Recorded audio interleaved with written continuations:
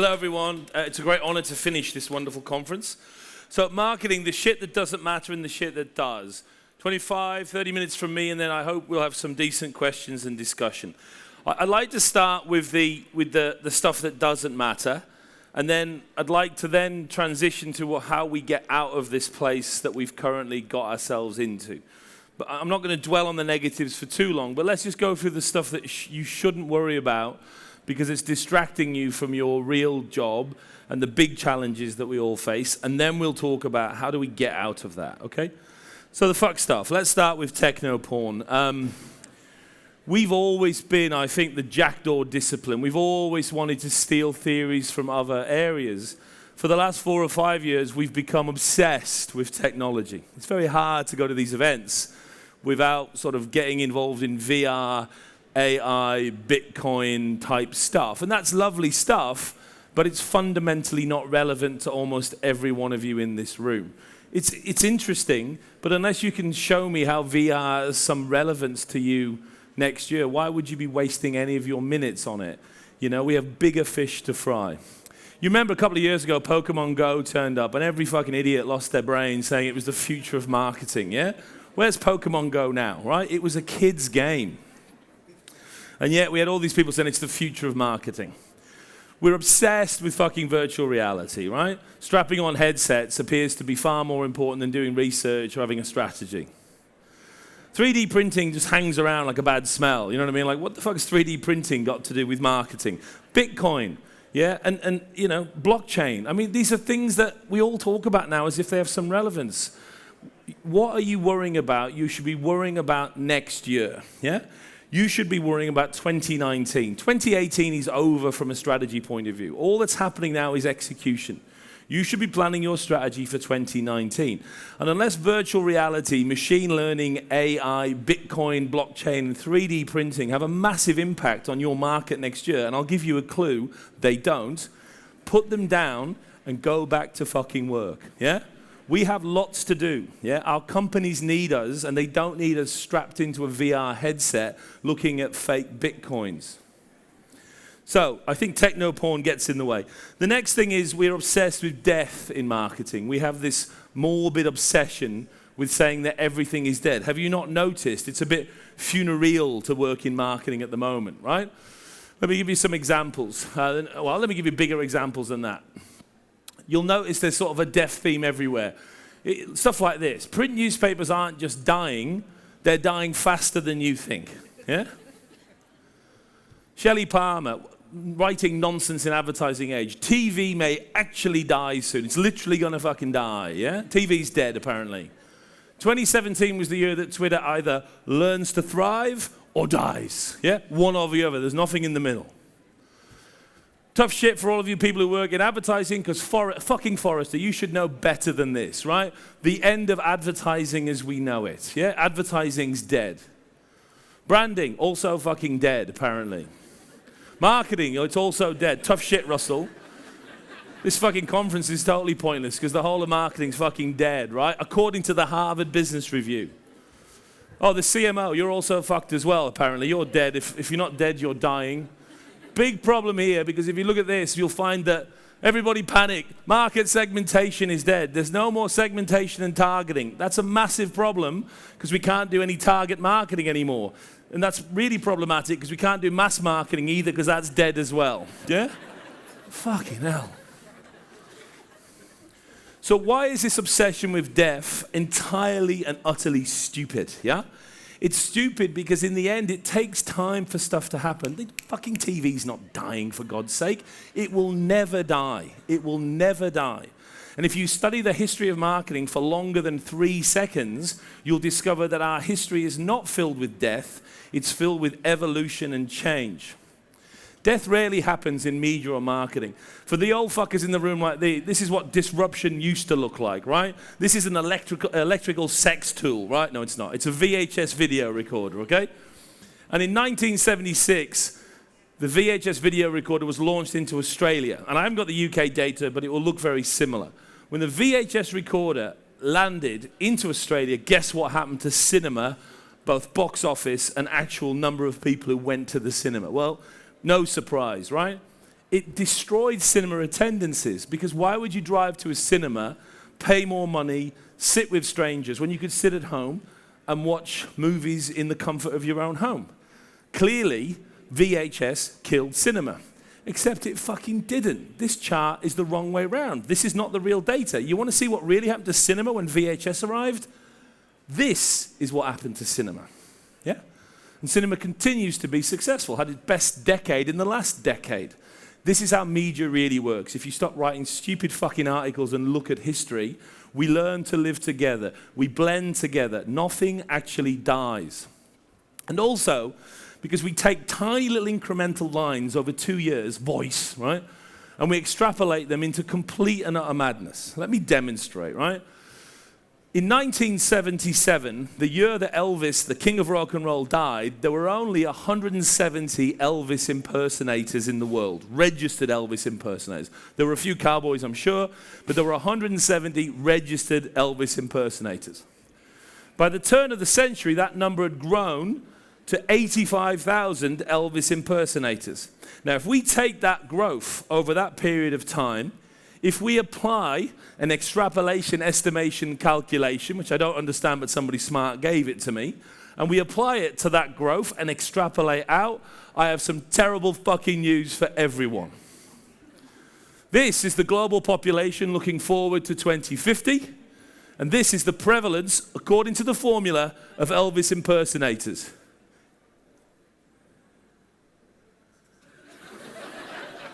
And what that means, I'm afraid to tell you, is that D-Day is March the 3rd, 2031, because that's the day, according to my calculations, when every fucking person on the planet will be dressed like Elvis. And the point is, lines curve, they slow down, things mature. They don't go straight line. Facebook are discovering it at the moment. Facebook isn't dead, it's slowing down. It will be here, but it's softening. The other problem we've got is we live in our little techno bubble here with our phones and our gadgets and our love of tech, and we forget we are not the customer, yeah? You don't look like the customer, you look like marketers, and marketers are not very representative of the people that we market to. ThinkBox did a lovely piece of research a couple of years ago that looked at how marketers and advertising people use different tech platforms. And this should look pretty familiar to you because you're in that survey, yeah? And you see at the top, LinkedIn is used by 93% of advertising and marketing people. But they also surveyed a representative sample of actual normal consumers. And this is what they look like. We're not normal, yeah? We're extremely abnormal. And we sit in meetings with abnormal people, and we have dinner with abnormal people. Some of us will have sex with abnormal people, all of whom work in marketing and media. And we forget that in Rochdale and Glasgow and Cardiff, 62-year-old men don't look like us, don't behave like us. The market is not the marketer, and we forget that point. And because the consumer is not changing as much as we think, the greatest advertising man of all time, in my opinion, was Bill Bernbach. This is a quote from 50 years ago. He uses sexist language. I apologize, it was a long time ago. But what he says is still relevant to this day. Human nature hasn't changed for 1,000,000 years. It won't change in the next 1,000,000 years. Only the superficial things have changed. It's fashionable to talk about the changing man. We keep hearing people's attention spans are reducing. Yeah? People's behavior is different. It's not. It took 1,000,000 friggin' years to get us here. It takes more than text and email to change the human brain. The tactics are changing, but the fundamental nature of consumers does not change. Not over a very, very long period of time. On top of the death myth, let's also put nihilism. Nihilism. We've become a discipline that is proud of not knowing anything about marketing. I struggle with this one the most, yeah? So I went on the train to Carlisle, where I'm originally from, up in Cumberland, about a year ago, and somebody sent me a tweet, and the tweet said, "These are the 24 marketers you should follow on Twitter." And because I was on a train and I was bored, I looked up all 24 on LinkedIn, because I wonder how many of them have actually been trained in marketing. They're all the gurus, right? How many of them have a industrial or academic or anything, any form of training in marketing? And the answer was, out of the 24, 4 of them. 4 of them. I'm not saying not bright. What I'm saying is your gurus don't know fuck all about marketing, yeah? because they've never actually learned or studied the discipline themselves. And so I wrote a helpful column suggesting that before you become a ninja or a guru, you might want to actually know what you're a ninja of. Yeah? Before you start changing marketing, maybe you should study it and learn it because we're 100 years old and respect it. And just to make sure it was a real hit, I sent it to the 24 because I had their LinkedIn details. And they loved it. They thought it was terrific. Let me make a bold and unpopular statement. I believe that training in marketing makes a marketer better. I believe that, yeah? I believe that. But I'm in the minority because most people disagree. They don't think any training in marketing is relevant at all. This is a quote from Dawn Payne, who's a wonderful chief marketing officer. My view has changed over the past 10 years. We have entered a new era of digital transformation, and you need a different skill set from what you can learn in a book. Another quote, give me someone with a degree in robotics, a master's in anthropology, or a PhD in philosophy every time. That's Gemma Greaves, the head of the Marketing Society. I'm in a minority here. And when we run an article asking the question in Marketing Week, do marketing experts need a qualification in marketing? We asked our marketers, you guys, to vote. 57% of marketers said no, they don't. Around 60% of marketers have no training in marketing, so I wonder if there's a correlation there, yeah? I repeat my statement to you. I believe a training in marketing makes you a better marketer. I believe that. I'm haunted by a tweet I got from a young marketer who sent me this tweet online. I'm proud to be a marketer that has no training in the subject. She's proud of that.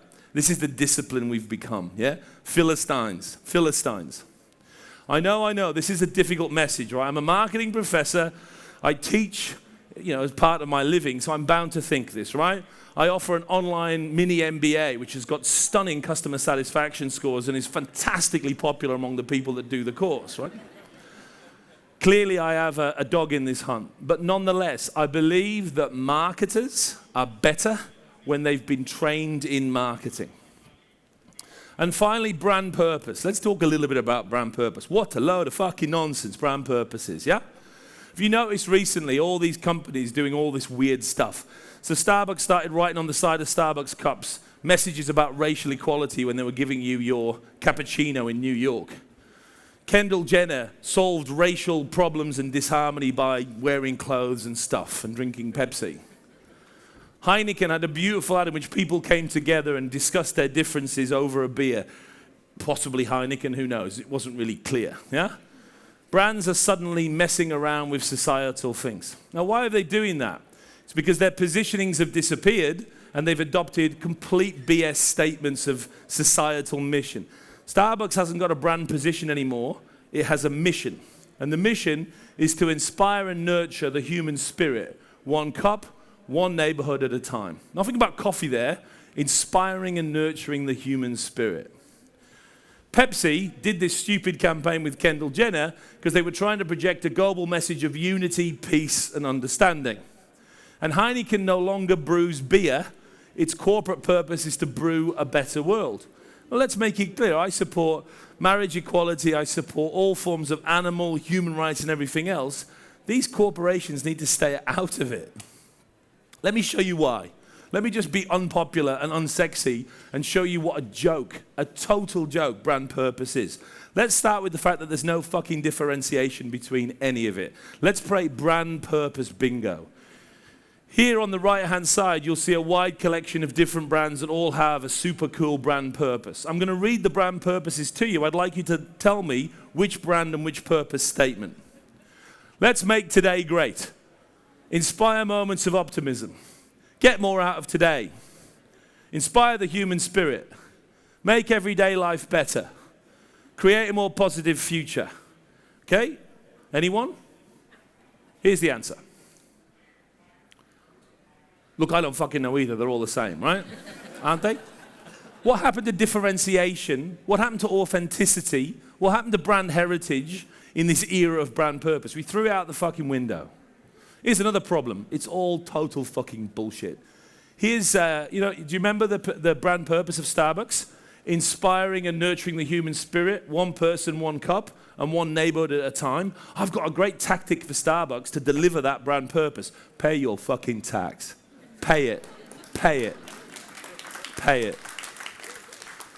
Up until the year 2014, Starbucks opened 735 cafes, generated £3 billion in revenue, and paid a total in more than 14 years of only £8 million in tax.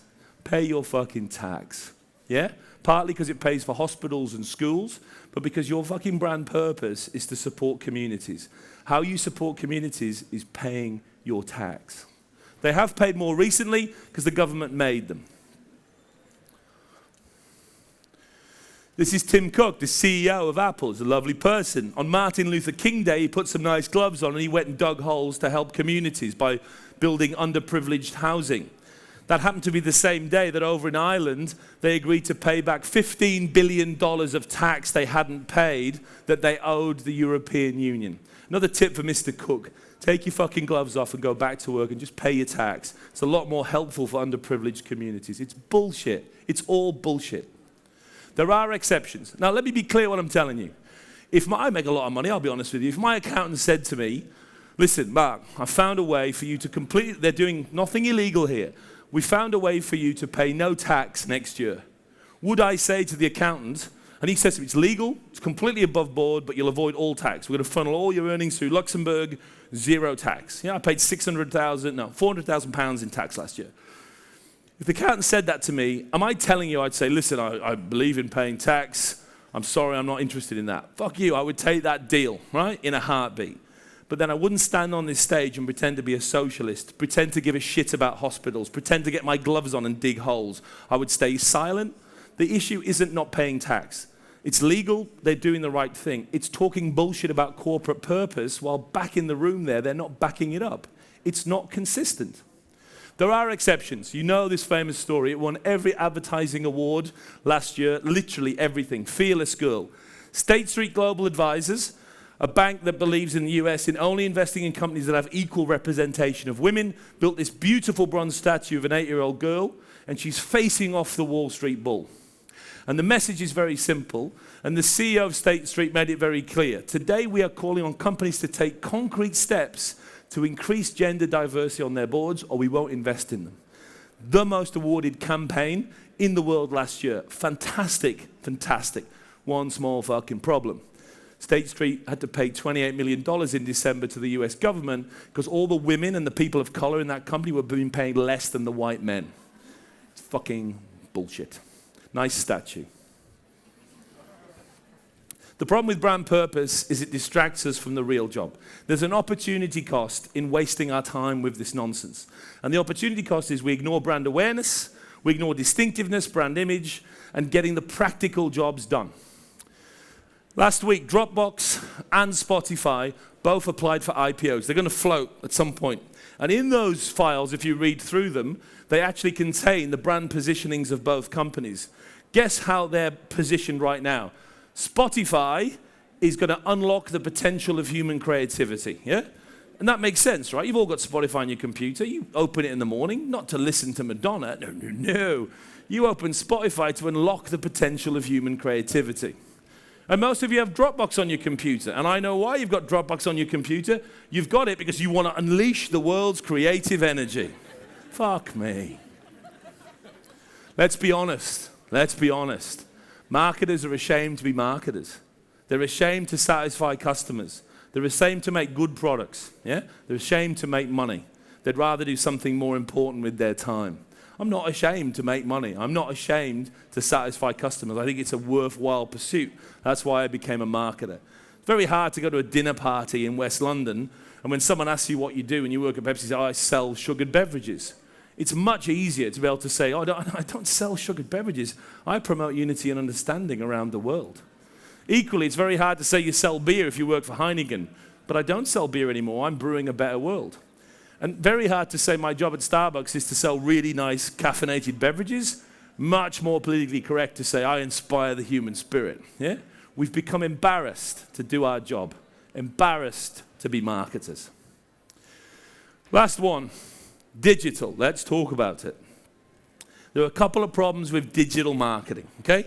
The first one, kind of a big point, is it's totally fucking meaningless, okay?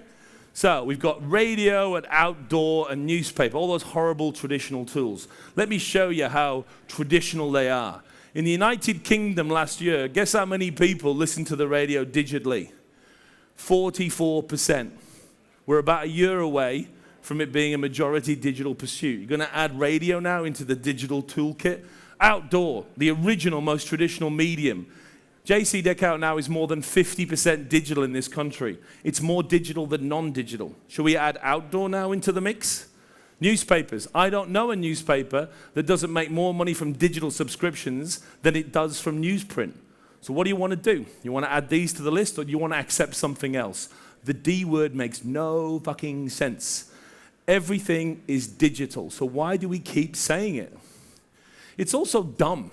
Why would you be a digital marketer and restrict yourself to a silo where only half of the tools are relevant to you? Why would you tie one hand behind your back? More importantly, if you look at the great campaigns, the greatest one of this year is easily the FCK KFC campaign. It tells you a really nice, simple lesson that most marketers have forgot. This was a print campaign that then synergistically linked in with social media. Is it digital? Is it traditional? I don't give a fuck. It's just good marketing. It's print multiplied by social equals impact. And the fucking silos, we can set fire to them. They're just tools. Just tools. But if you're sitting there with a D in your badge, you've restricted yourself to not doing some of the most powerful tools. Synergy. A times B will always be greater than 2A or 2B. If you spent all your money on print or all your money on social, you wouldn't have got as big a response as a bit of print and a bit of social. Let me prove that to you with data from 3,500 case studies. This is research done in America over a 5-year period, studying a massive number of campaigns. Platform is another word for tool. So about 29% of the time, marketing campaigns only use one platform. Might have been radio, might have been digital video, who knows. The minute they took some of that money and spent it on a second platform, might have been Facebook, might have been outdoor, the return on investment of that campaign leapt by 19%. When you add a third tool, it leapt by 23%, a fourth by 31%, a fifth by 35%. You spread your money, synergy, yeah? Diversity beats homogeneity. It's time to come back to the idea of a campaign. And we call it a campaign because there's many weapons, and we use them together to get the job done. Fortunately, there are a few people who get this, and they will lead us into the next era of marketing. I'm a big fan of Kieran Hannon. He's the CMO of Belking. He was recently asked a phenomenally stupid question. Have we reached a point yet where advertisers and marketers think digital first and traditional platforms second? If not, why not? What a fucking ridiculous question. You want to take whoever asked that question out and shoot them in the car park, right? Hannon was more patient. Hannon said to him, my New Year's resolution is to ban the notion of digital and traditional being separate elements. They're not. It's all marketing with a capital M. Teams must be proficient in developing strategies and tactics along with the prioritization of such programs. That is an answer from the future. Rolf de Vries, my favorite CMO from Nissan. Everything is digital. We should not separate, we should integrate. Stefan Berube, the new CMO at L'Oreal, very smart guy, in an interview in Marketing Week. I don't believe we have an online and offline consumer. Write that down. Marketing needs to move from having digital priorities. We need to stop talking about what is the digital strategy. I'm making a big point of this in the culture at L'Oreal. I always smile when agencies claim they're doing digital. Honestly, maybe that was good in 2010. In 2017, they should claim they just do marketing. We need to stop talking about digital. It's all part of marketing. Let me be very clear, because I'm widely fucking misquoted all the time. I do not think digital media is pointless. With my clients, several of them, I'm 100% this year in digital media over other forms. I've just taken a big pile of money out of outdoor and stuffed it into digital video for a client in Australia, yeah?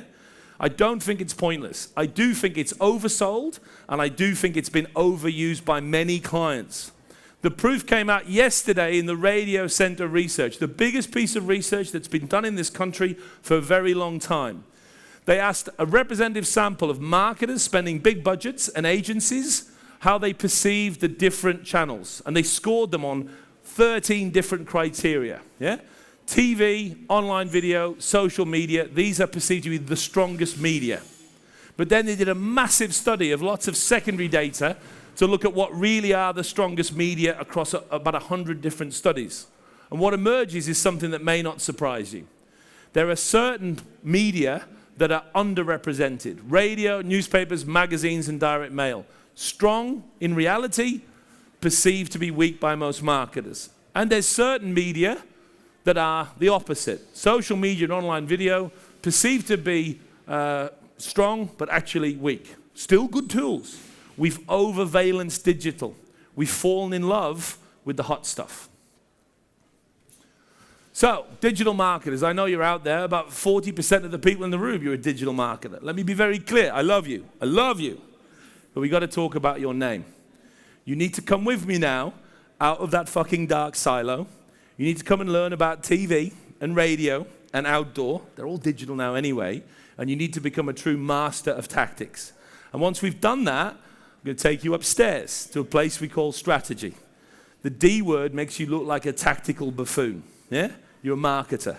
Come upstairs, let's do some strategy. Let's stop fucking around with the toys. Let's start being grown-ups. They pay you fuckloads more money, trust me.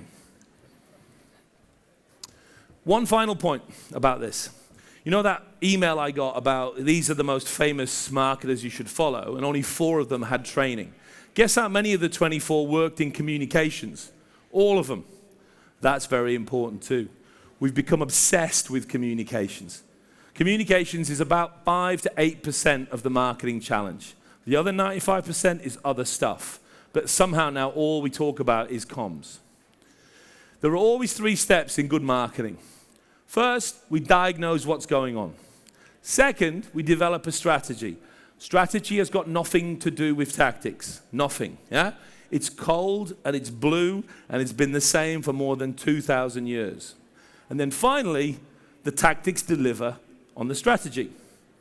Mostly we think of tactics in an old-fashioned world, well, I do, as the 4 Ps, even though they don't stand with Ps, right? What are the tactics that we marketers use?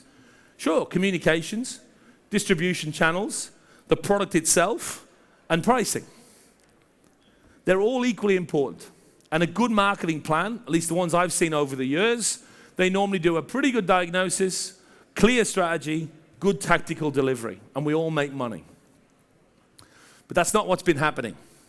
What's been happening is what I call communification. I made that word up. What that means is we don't bother with tactics anymore. Where were the presentations on pricing and distribution this week? We don't bother with that, and we just focus on communications. We don't call it communications. We call it, content marketing, and we call it, social and digital and TV. But the point is, it's just comms. It's a small part of marketing. And then it gets worse. We also do what I call tactification.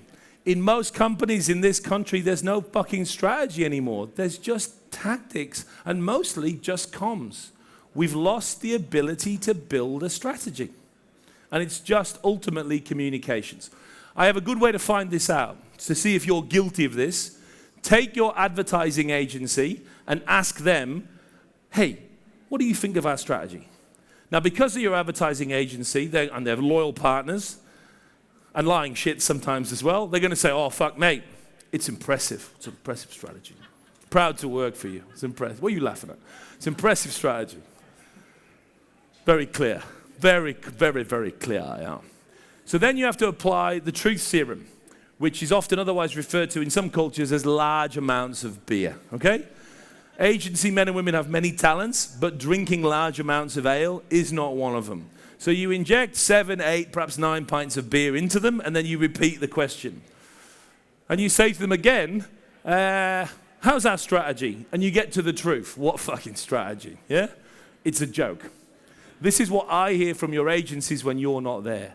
They bemoan the fact that strategy is dead. And all they get now, when they get briefs, are tactical wish lists. Think about briefing, the lost art of marketing. The IPA does the best briefing courses in the world. No one goes on them anymore because they're too busy strapped into their VR headsets. In order to brief an agency, you need 3 things. You need a fucking strategy, because that's what you're briefing.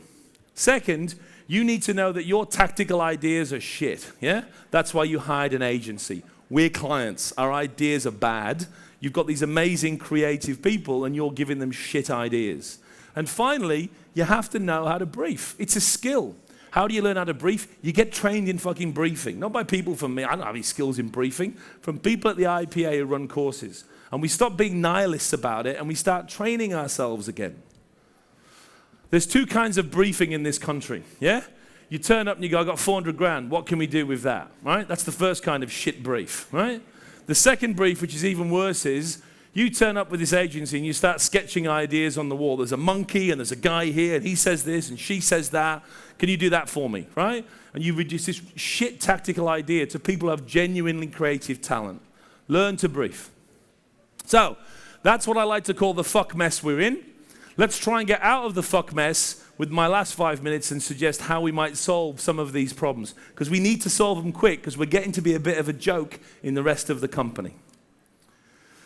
I'm going to propose a middle path. Yeah? A middle path in marketing. The middle path is boring. Yeah? It's not as interesting as saying everything's dead or you should move all your money there. It's really boring, but it's the right path to take. A middle path, first of all, for where we should focus. Not just on the history, but not on fucking VR headsets and Bitcoin in 2029. Where we should be focused is slap bang in the middle next year. Worry about next year, and then in another year's time, we'll worry about a year later. Focus on what we must do in the year ahead. Number two, a middle path for our development. You've got to start believing in training again. Don't come and get it from me or Marketing Week or a business school. Seek it out. But you can be made better by training. And we have to kill these morons who are walking around saying training is bad. I've got no training and I'm great. Train and become better. Now, I'll admit you on this one, there are two challenges here. First, we've got to fix marketing professors who are by and large completely fucking hopeless. I understand that. I know we have to improve. I accept and acknowledge that. Most marketing professors have never done a day's marketing in their lives. That is a problem. We have to fix that. But we've also got to stop people like Gary Vee wandering around talking about how education is a waste of money. We have to believe again that training, not necessarily a university, but training can make us better marketers because we're not that good anymore. A middle path for our positioning. This is a big one. Everyone asks me this all the time. You've got two choices increasingly dominating your thinking, yeah? So you've got idiots like Simon Sinek talking about brand purpose, that consumers don't care what you make. They just want to know why you make it. Whether it's, pokers or gin, doesn't really matter, but why are you making it, right? Pushing this brand purpose agenda down our throats. Totally over the top. At the other end of the continuum, you've got people like Byron Sharp, the dark lord of penetration. Byron Sharp's message is very simple. Differentiation is not possible anymore. So you must be distinctive.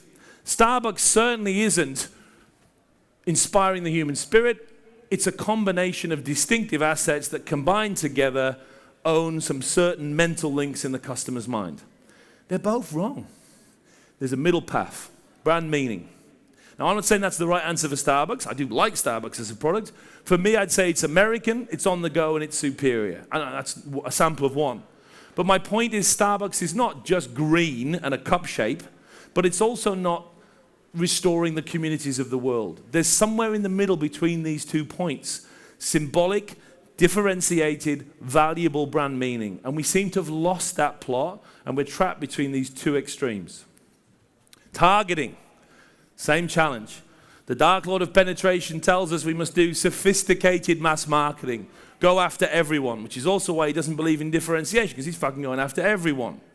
Meanwhile, Facebook is offering us amazing opportunities to micro-segment, stuff we've never even been able to do before. So who's right? Both of them and neither of them. I believe now more than ever in the work of Peter Field and Les Binet. I believe there's a long and, emphasis on and, a short of it. You want a nuclear explosion of emotional, non-targeted, brand-based communication. But you also need then targeted, perhaps more digital executions that focus in on particular segments with particular propositions. You want both of these things, and yet we're fighting as if it's one or the other. A middle path for our tactics. Is it digital first? Is it traditional? Those titles are fucking ridiculous, man. It's a mix, remember? It's a media mix. We used to call this integrated marketing. We knew how to do this 25 years ago. Be media neutral. Depends on your strategy. We used to call it a campaign. I don't know whether it's traditional or digital. It's just tools, and I'm going to blend them together to get the best result every year based on my strategy. And finally, the middle path for this talk, yeah? Some of you are thinking, what a total fucking wanker, yeah? Some of you are going, he's a guru, I like everything he says. Neither of those things are correct. Some of this is shit, some of it's brilliant. I don't fucking know what. Make your own minds up and find a middle path. Take the bits that make sense and reject the bits that don't. But let's stop following this insane path where some things are dead and some things are the future. We have to take the middle path to get marketing back on track. Thank you.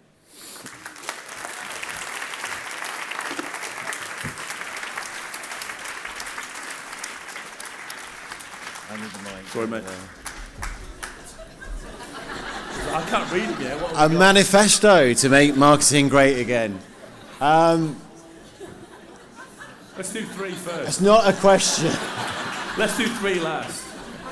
My wife's not here. Well, who wants to identify themselves? No, let's not do No. that. Okay, let's not do that. Okay. It's always a big hairy bloke. No, it is.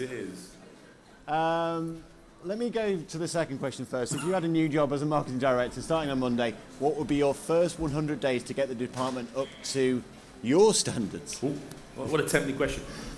Look, follow that 1, 2, 3 section, right? And it's similar to what I do with companies and with brands. The first thing we do is we're going to go in and we're going to do that diagnosis step. We're going to do some qualitative work, we're going to do some ethnography work, we're going to just listen to customers, and we're going to try and work out what's going on, and we're going to take the qual, and we're going to put that into a really nice, tasty survey. We're going to sample a representative selection of the market through YouGov or through one of the panel companies, and we're going to get beautiful insights and segmentation. And at that point, we can then do a bit of strategy. But the first 100 days, or the first part of it, is put down the strategy, put down the tactics, let's go back to customers and learn. The humility of marketing, we have to learn. You are the least qualified person to know what your product is about. You can't see it. You have to go out and listen to the customer. So that's how I would begin. I'm not sure whether or not you're so au fait with macroeconomics of the UK to answer the first question. No, I would go. I love England. I'm always going to be English. I moved to Australia after being in America for a long time because of my wife. I worry about us a bit. Yeah, we're going to lose a lot of talent, and it'll be a hard 10 years. So, you have to make your own decision. But make no mistake, what's going to happen to this beloved country is not good, and it will affect us first because we're the canaries in the coal mines. So yeah, if you have an option to head for a while, much as it hurts me to say it, head. There's a storm coming, and it's not going to be a good one, and our recession will be born of, we can't do much about a recession. We can help ourselves, but we enter dark times. No easy way to say that. I fear Paul's question might be setting him up, but how do you recommend measuring the effectiveness of those traditional offline channels such as print, radio, etc., so you can justify spending more money? Yeah, we're in an interesting time. There's some great ROI you can get off many of the great digital tools, and they are great. The problem is they're down the bottom of the funnel. So you're seeing a good immediate return on investment, but what you're missing is a lot of those customers you're converting, you built much earlier with other tools, let's say TV, the initial awareness and positioning. And so what happens is you're picking up that immediate return on investment, and the TV and the outdoor and the radio guys look like they're not good value for money. They're watering the tree, and good digital tools and sales promotion is then giving you the fruit to pick. So the key to try and persuade marketers on the value of top of funnel tactics, outdoor for example, is to link it more to non-immediate returns, but still show significant correlations. Basically brand tracking. Show that awareness, consideration, and the various attributes you're trying to position on are being strengthened by some of that less targeted top of funnel stuff. But let's be clear, you still want that ROI stuff at the bottom, you still want to get that beautiful strength of digital. But what's happening right now, and I wish I'd shown the slide, Binet and Field have this scary chart. For the last 8 years, the effectiveness of all communication campaigns in this country is in decline. And it's in decline because we've put too much money at the bottom of the funnel. And we've picked too many fruit. Initially that works, but now the trees are starting to fade. I'm not saying don't do Facebook. I'm not saying don't do LinkedIn. I've used them to such great advantage. I love them. But don't neglect the tree and watering it with the top of funnel stuff. Measuring it is tricky, but you have to link to more than just which is getting me the best sale next week. Yeah, you have to do both. I'm told we've only got time for one more question. So I'm a Democrat, so both have got 3 now. I'm going to go with the second one. What's your view on influencers or influencer marketing? Is it worthy part of the media mix or a complete waste of time? Like every tactic, it depends. Show me 4 things. Show me the budget. Show me your target segment. Show me your position. And show me your objectives for next year, and I'll answer your question. Because it might be the very best thing you could do, or it might be totally fucking pointless. You cannot judge tactics until strategy has been fixed. And that's probably the key message of the session, I think. Amen to that. Thank you, Mark Ritson.